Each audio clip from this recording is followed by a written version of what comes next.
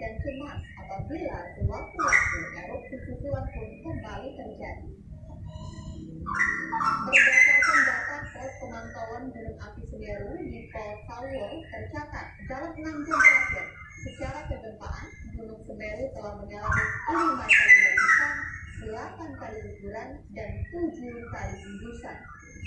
Status Gunung Semeru saat ini adalah dalam level 2 atau waspada.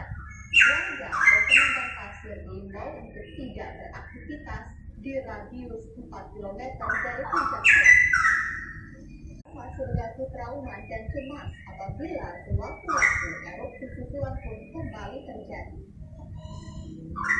Berdasarkan data pos pemantauan gunung api Semeru di Pol Sawur tercatat dalam 6 jam terakhir, secara kegempaan Gunung Semeru telah mengalami 5 kali letusan, 8 kali guguran, dan 7 kali hembusan. Status Gunung Semeru saat ini adalah dalam level 2 atau waspada. Warga berpenambang pasir diimbau untuk tidak beraktivitas di radius 4 km dari puncak awan. Alarm 2, gelap serta genangan air dan lumpur yang menutup sebagian laut.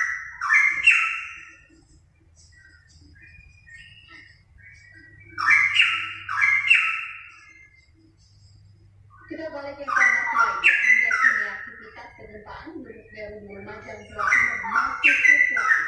Meski demikian, aktivitas warga di lereng Semeru